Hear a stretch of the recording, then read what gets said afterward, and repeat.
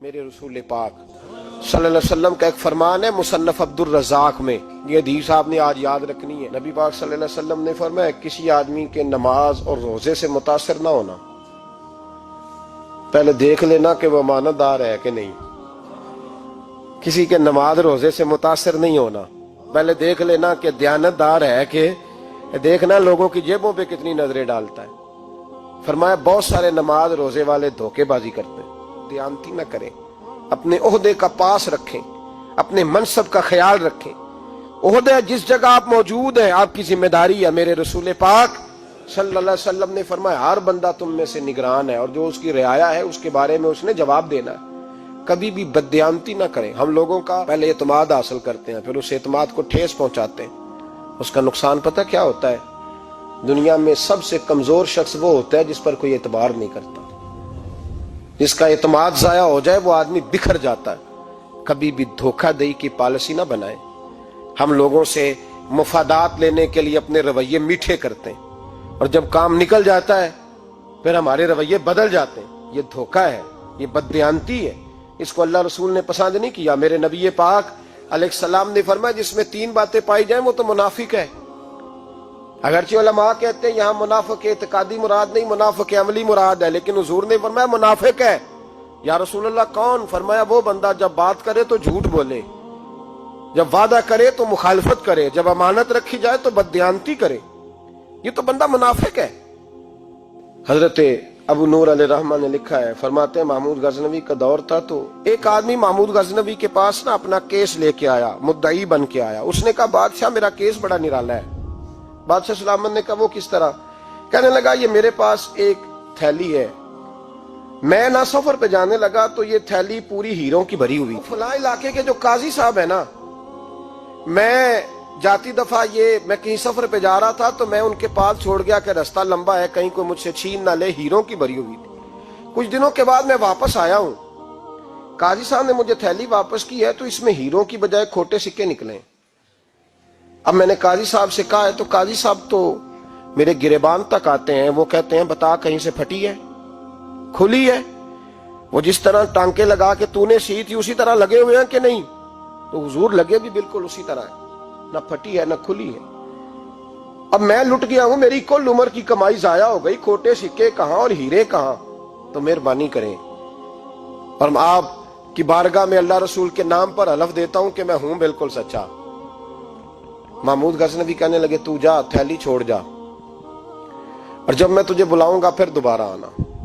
وہ شخص چلا گیا۔ محمود غزنوی اٹھے، دربار برخاست کیا، لوگوں سے کہنے لگے چلے جاؤ میں 3 دن کے لیے سیر کرنے جا رہا ہوں، 3 دن کے بعد لوٹوں گا۔ اکیلے جب رہ گئے نا محمود دربار میں تو محبوب نے چھری منگائی۔ وہ جس تخت پہ بیٹھتے تھے وہاں گدا بچھا ہوا تھا، یہ گدا پڑا ہے نا، وہ گدا بچھا ہوا تھا۔ محمود نے چھری کے ساتھ اس کو پھاڑ ڈالا اور چھری جیب میں رکھی نکل گئے۔ کہنے لگے میرے بعد کوئی میرے دربار والے احاطے میں داخل نہ ہو۔ محمود چلے گئے۔ اب وہ صفائی کرنے والا جب آیا نا، اس نے آ کے دیکھا تو گدا تو پھٹا ہوا ہے۔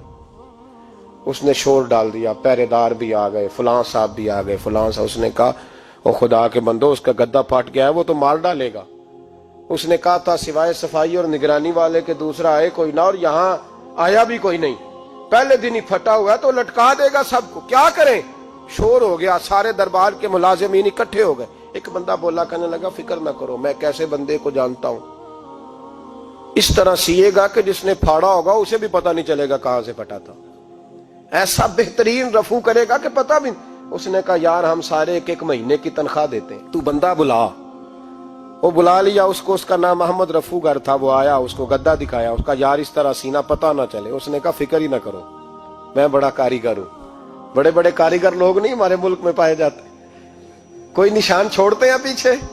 بڑے کاریگر کا پیسے ہونے چاہیے، بڑے بڑے کاریگر بندے۔ آپ یقین کریں ایسا فلسفہ، یہ عمرہ عبادت ہے نا، سرکار دو عالم صلی اللہ علیہ وسلم کی بارگاہ کی حاضری بڑی نعمت ہے نا۔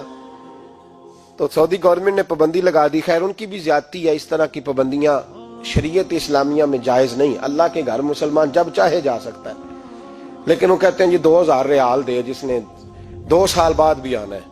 انہوں نے پابندی لگائی تو ہمارے ایجنٹوں نے بھی کئی خاص ٹریننگ حاصل کی ہوئی ہے، پتہ نہیں کہاں سے سیکھ کے آئے، انہوں نے بھی رستہ نکال لیا۔ ایک صاحب سے میں نے کہا کہ جناب وہ 2000 ریال لگ گیا تو کیا کرنا ہے؟ کہنے کوئی مسئلہ نہیں، پاسپورٹ نواں بنوا لو، گنجائش ہے، یعنی ہر شے کا حل ہے۔ اور میں نے کہا یار اب عمرہ کرنے جاتے وقت بھی بندہ دھوکہ دے کے جائے، اللہ کے گھر جاتے وقت بھی اس طرح کی حرکت کرے، کیا حال ہو گیا؟ ہر چیز کا لوگوں نے حل نکال لیا، ہر چیز کا لوگوں نے سٹائل بنا لی۔ ایسا نہ کریں، یہ درست نہیں۔ احمد رفو گر کہنے لگا اس طرح سیوں گا کہ پھاڑنے والے کو بھی پتہ نہیں۔ ان کا پیسے لے یار تو سی دے۔ اس نے سی دی، اگلے شام ہی لا کے بچھا دیا گدا۔ تیسرے دن بادشاہ سلامت آئے، آ کے پہلی نظر گدے پہ ڈالی، اس نے بلایا سب ملازمین کو، کہا کس نے سیا ہے؟ کہا جناب کیا ہوا؟ کہا یہ پھٹا ہوا تھا۔ کس نے؟ کہا نہیں پھٹا ہی نہیں۔ وہ کہنے لگے بنو بات، میں خود پھاڑ کے گیا تھا۔ تو بتاؤ صحیح سیا کس نے ہے؟ کہا جناب آپ پھاڑ کے گئے تھے تو بتایا کیوں نہیں؟ فرمانے لگے اسی لیے تو بتایا نہیں تھا کہ تم خود تحقیق کر لو، بلاؤ بتاؤ سیا کس نے۔ تو بلا لیا، احمد رفو گر آ گیا۔ اس کو جب بلا کے سامنے بادشاہ کھڑا کیا، کہا بھئی تو نے سیا ہے؟ کہنے لگا حضور آپ کے سارے ملازم کٹھے ہو کے آئے تھے، میری غلطی کوئی نہیں۔ کہا نہیں یار تو بڑا کاریگر ہے، میں نے اپنے ہاتھ سے پھاڑا تھا پر مجھے بھی نہیں پتا چل رہا کہاں سے پھٹا تھا۔ اچھا یہ بتا یہ تھیلی جو ہے یہ بھی تو نے سی تھی؟ اس نے کہا جی آپ کے خادم کا ہی کارنامہ ہے، وہ فلانے علاقے کے قاضی صاحب آئے تھے، اس میں سے ہیرے نکال کے تو کھوٹے سکے بھرے تھے، تو مجھے بھی تھوڑا سا حصہ ملا تھا۔ محمود نے سارے گواہ بھی اکٹھے کر لیے، ثبوت بھی اکٹھے کر لیے۔ پھر قاضی کو بلایا، پہلے سارے ثبوت اور گواہ کیس حل کر لیا۔ پھر ہمارے ہاں یہ حال ہوتا ہے کہ مدعی 2-3 ہفتے کے بعد خود ہی ہاتھ باندھ جاتا ہے، کہنا تسی میری جان چھڈو، مجرم پھڑو پاوے نہ پڑھو۔ وہ کہتا ہے مجھے معافی دو، میں رہا۔ ظلم ہے نا، ظلم زیادتی ہے کہ جو بیچارہ اتنے سوال مجرم سے نہیں ہوتے جتنے مدعی سے ہوتے ہیں۔ اب یقین کریں اتنے سوالات ہوتے، بیچارہ ہف جاتا ہے۔ یہ طریقہ درست تو نہیں، ایک لٹ گیا اور دوسرا طرح طرح کے سوالوں کے جواب دیتا پھرے بیچارہ۔ سارے ثبوت اکٹھے کر کے قاضی صاحب کو بلایا، تنہائی میں لے جا کے محمود غزنوی نے کہا قاضی صاحب آپ سے غلطی ہو گئی، غریب آدمی تھا، وہ لٹ گیا ہے، اس نے تو بڑی مشکل سے کچھ ہیرے جمع کیے تھے اور اس کی کل کائنات تھی، تو آپ اس کا مال اسے دے دیں، بات ختم۔ قاضی صاحب کہنے لگے آپ مجھ پہ الزام لگا رہے ہیں، سوال ہی نہیں پیدا ہوتا۔ آپ میری داڑھی دیکھیں، آپ میرا اعزاز دیکھیں، دنیا جانتی ہے میں اس کا۔ قاضی صاحب انسان بھول ہی جاتا ہے، بندہ بھول جاتا ہے، غلطی ہوگی، مال نے کہا نہیں سب۔ کہا میں تنہائی میں پوچھ رہا ہوں، میں اس وقت پوچھ رہا ہوں جب دوسرا موجود کوئی نہیں، آج توبہ کر لے، میں کچھ نہیں کہوں گا، تو میری زبان پہ اعتبار کر، تجھے پتہ ہے میں جو کہتا ہوں اس پہ عمل بھی کرتا ہوں، باز آ جا۔ پر قاضی نے کہا نہیں میری غلطی کوئی نہیں۔ محمود نے پھر بڑے دربار میں بلا لیا، مجمع عام میں۔ مہلت کے دنوں میں جو توبہ کر لے وہ بچ جاتے ہیں، لیکن لوگ رسوائیوں کے دنوں میں پھر واپس لوٹتے ہیں اگلا گھر دیکھ کے، پھر حالات اور طرح کے ہو چکے ہوتے ہیں۔ جب بڑے دربار میں قاضی کو بلایا، بھائی تو مانتا ہے کہ نہیں؟ اس نے کہا نہیں۔ تو کہا بلاؤ احمد رفو گر کو۔ جب احمد رفو گر آیا تو بوڑھے قاضی کی ٹانگیں کانپنے لگی، جملے ٹوٹنے لگے، لفظ زمین پر گرنے لگے، بات صحیح نہیں ہوتی، زبان لڑکھڑانے لگی۔ محمود کہنے لگے قاضی میں نے تجھے کہا تھا وہاں مان جا بات، اب بڑے دربار میں بول۔ تو جب قاضی صاحب کی گردن خود بخود جھک گئی تو دنیا سمجھ گئی، کہا نکل جا میرے دربار سے۔ محمود بولے نکل جا، اتنی تجھے عزت دی، اتنی بڑی تنخواہ دی، قاضی بنایا، اور یہ چھوٹی سی رقم کے لیے، تھوڑی سی رقم کے لیے تو بددیانت ہو گیا، چل چلا جا، نکل۔ قاضی دربار سے نکلا تو لوگ لعنتیں برسانے لگے۔ کل جو دکانیں چھوڑ کے سلوٹ کرنے آتے تھے وہ کہنے لگے اس کی عمر دیکھو، اس کے کام دیکھو، دیکھو اس نے کیا کیا۔ گھر گیا، بچے جن کے لیے پاپ کمایا تھا، جنہاں لی تو پاپ کمائے ہن کتھے نہیں ہو تیرے کر دے۔ وہ بچے کہنے لگے ابا جی ہم تو سکول مدرسہ جانے کے قابل نہیں رہے، امید تھی کہ بیوی ساتھ دے گی۔ وہ کہنے لگی میں میکے کیسے جاؤں گی، گلی کی عورتیں طرح طرح کی باتیں بناتی ہیں۔ اور بھائی کامیابیوں کے بڑے سربراہ ہوتے ہیں، کوئی کامیاب ہو جائے تو سارے کہتے ہیں میری سپورٹ سے ہوا ہے، ناکامیاں ہمیشہ یتیم ہوتی ہیں، ناکامیوں کا کوئی سربراہ نہیں ہوتا۔ جب تک تو قاضی تھا تو بڑے بات تھی، ہر بندہ کہتا تھا رشتہ دار ہے، رسوائی ہو گئی تو وہ تیری آنکھ ہو یا سنگ ملامت کی چبھن، کون پہنچا ہے میرے درد کی گہرائی تک، دور شہرت میں تو یاروں نے کیا یاد بہت، ساتھ آیا نہ کوئی کوچے رسوائی تک۔ اور میاں صاحب کہنے لگے ساری عمر ہی آٹا گد ہے، میں لکھاں کیتے نہیں پیڑے، اب وقت آیا ہی تے محمد بخشا کوئی نہیں ہوں بیٹھا نیڑے، حالات ہی بدل گئے۔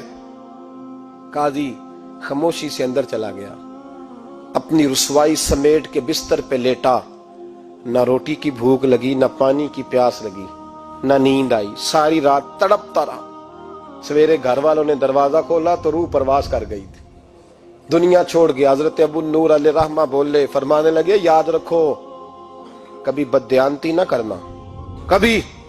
یہ تو محمود غزنوی کی عدالت تھی، قیامت میں رب کریم کی عدالت لگے گی۔ اور فرمایا وہاں تو گواہی دینے والا احمد رفو گر تھا، قیامت میں تو تمہارے اپنے ہاتھ پیر گواہیاں دیں گے، ہمارا اپنا وجود گواہی دے گا۔ اور فرمایا یہاں تو لانتے دنیا دار برساتے تھے، وہاں فرشتے ہوں گے۔ اور قاضی کو تو موت آ گئی تھی، قیامت میں تو دوبارہ موت بھی کوئی نہیں آئے گی، وہاں تو رہنا ہے اور سہنا ہے۔ بددیانتی معاشرے میں، اتنی بددیانتی ہر جگہ۔ اس معاشرے کا بھی کچھ بنے گا جہاں دوائی بھی خالص نہ ملے، جہاں دوائی میں بھی بددیانتی ہو۔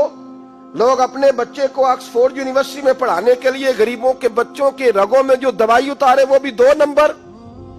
اتنا بڑا بھی کوئی بددیانت معاشرہ ہوتا ہے کہ لوگ یہاں تک دھندا کریں، یہاں تک کہ لوگ لوگوں کی زندگیوں سے کھیل جائیں اور ہمیں احساس تک نہ ہو کہ کوئی مر جائے گا، کوئی ڈوب جائے گا، کیا بنے گا۔